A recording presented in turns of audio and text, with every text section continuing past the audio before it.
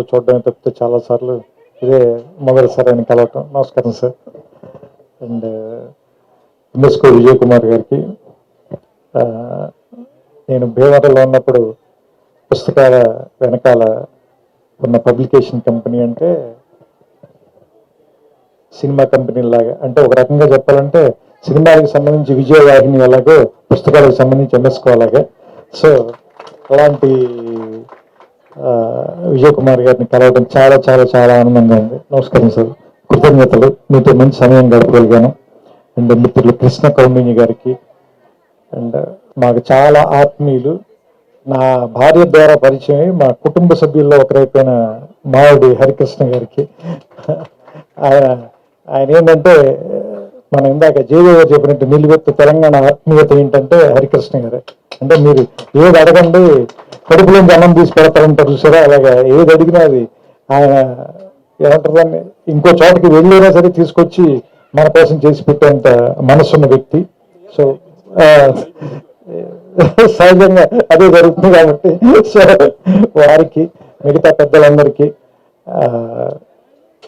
నా నమస్కారాలు. అండ్ అన్నిటికంటే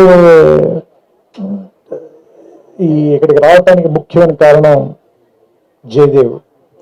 ఏంటంటే నాకు ఎప్పుడు నేను అతడు సినిమా తీస్తున్న రోజుల్లో నాకు మద్రాసులో పరిచయం. అప్పుడు ఇండియా టుడేలో పనిచేసేవాడు. సో ఇండియా టుడేలో అతను రాసిన కాలం చివరిలో ఉన్న అతని పేరు చూసి నాకు ఇతనెవరో బాగా రాస్తున్నారు అని చెప్పి అతనంటే ఇష్టం ఉండేది. సో మీ ఇద్దరు అక్కడ కలిసిన తర్వాత ఓకే ఇతనే రాసే జయదేవ్ అని తెలిసిన తర్వాత ఇద్దరి మధ్య స్నేహం మొదలైంది. ఆ స్నేహం ఇన్ని సంవత్సరాలుగా ఇంకా నడుస్తూనే ఉంది. సో దానికి అతని సాహిత్యం కానీ నా సినిమాలు కానీ రెండు పెద్దగా అర్థం కాలేదు. ఏమంటారు దాన్ని, ఎంతో కొంత ఉపయోగపడ్డాయి తప్ప ఆయన అవసరమైతే గీతే. కానీ అతను నా గురించి 2-3 చెడ్డ రివ్యూలు రాశాడు. అది అతని మీద నేను తర్వాత మాట్లాడతాను నా సినిమాల గురించి. సో నాకు ఈ పుస్తకం ఇప్పటికి నేను 200 పేజీలే చదివాను. వీళ్ళిద్దరిని చూస్తే భయం వేసింది. వీళ్ళు మొత్తం చంద్రశేఖర్ రెడ్డి గారు అంటే వీటి కాబట్టి చదివి ఉండొచ్చు, కానీ వీళ్ళిద్దరు కింద నుంచి పైదాకా చదివేశారు. ఇంకా వీళ్ళిద్దరూ మాట్లాడిన తర్వాత నాకు అనిపించింది ఏంటంటే, నేను 1931లో ఆలమ్మారా తీశారు, 34లో భక్త ప్రహ్లాద్ తీశారు, మధ్యలోనే కాళిదాస అనే తొలి తమిళ టాకీ తీశారు. నేను మాట్లాడదలుచుకోలేదు, ఎందుకంటే నేను పోటీగా ఉండే ఏరియాలో గంటాను నేను.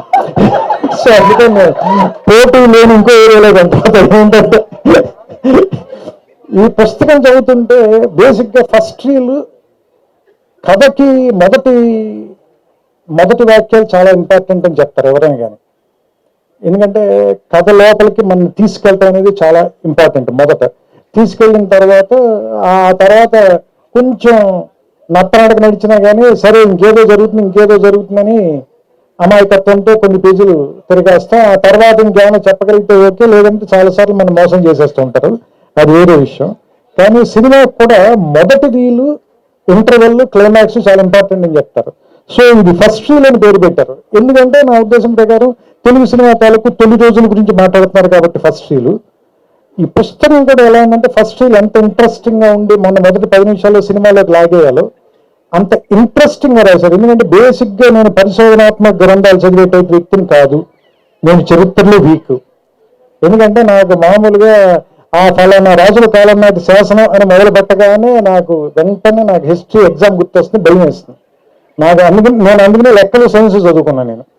కానీ పరిశోధనాత్మక గ్రంథం 200 పేజీలు ఊరికే జనరల్గా నేను 2 కాఫీ టైంలో చదివేశాను అంటే హెడ్స్ ఆఫ్ టు జయదేవ్. ఎందుకంటే దాంట్లో నాకు అది చదువుతుంటే అప్పటి మూకీలు వేసిన గుడారాలు, కింద మట్టిలో కూర్చుని నేల థియేటర్లో సినిమా చూడటం, దగ్గర నుంచి చూడటానికి ఎక్కువ డబ్బులు కట్టడం, ఆ పక్కనే అమ్ముతున్న పంపడి వేరుశనక్కాయల తాలూకు వాసన, సోడాలు ఫ్రీ అంటే కనుక ఆ సోడా కొడుతున్న గోళీల తాలూకు సౌండ్, వీటన్నిటిని మాత్రం ఈ పుస్తకంలోకి పట్టుకొచ్చేశాడు. సో అది ముఖ్యంగా నాకు బాగా నచ్చిన అంశం. అన్నిటికంటే మన సినిమా పోస్టర్కి పెద్ద వినియోగం.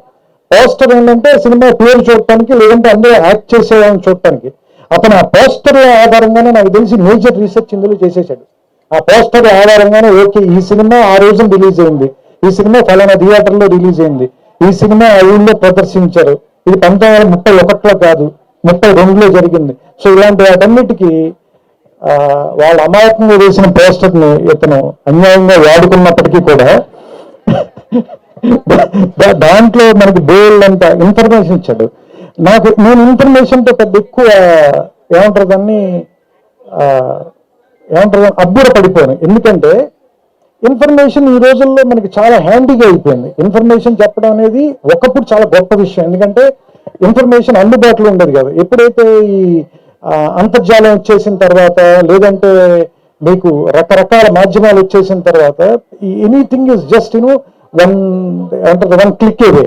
సో మీరు ఒకసారి క్లిక్ చేస్తే మీకు ఇన్ఫర్మేషన్ వచ్చేస్తుంది. మరి ఇన్ఫర్మేషన్ కంటే ఇంకేం ఎక్కువ చెప్పాడంటే ఇందులో అనుభూతి చెప్పాడు. అంటే ఆ సినిమా తీసినప్పుడు వాళ్ళు పడిన కష్టాలు, ఒకే సెట్లో 2 సినిమాలు తీయటం, దానికి సెట్లు ఎలా మార్చుంటారు. అలాగే మూకీల టైం నుంచి టాకీల టైంలో కష్టపడిన నటీమణులు వాళ్ళు. నాకు సింగింగ్ మెరుగైన సినిమా గుర్తొచ్చింది వెంటనే. అంటే మూకీ టైంలో ఒక పెద్ద హీరోయిన్ గొంతు బాగోకపోవడం మూలంగా టాకీ టైంలో బాగోకపోవటం. సో ఇలాంటి అంటే మనలో ఉన్నటువంటి ఒక ఆ నోస్టాలజిక్ ఏరియాలోకి వెళ్ళి దాన్ని ట్యాప్ చేయగలిగేలా ఒక పరిశోధనాత్మక గ్రంథం రాయటం అంటే చాలా కష్టం. ఎందుకంటే ఆరుద్ర రాసిన సమగ్రాంధ్ర సాహిత్యానికి ఎక్కువ విలువ రావడానికి కారణం ఏంటంటే ఒక కవి పండితుడైతే ఉండే అడ్వాంటేజ్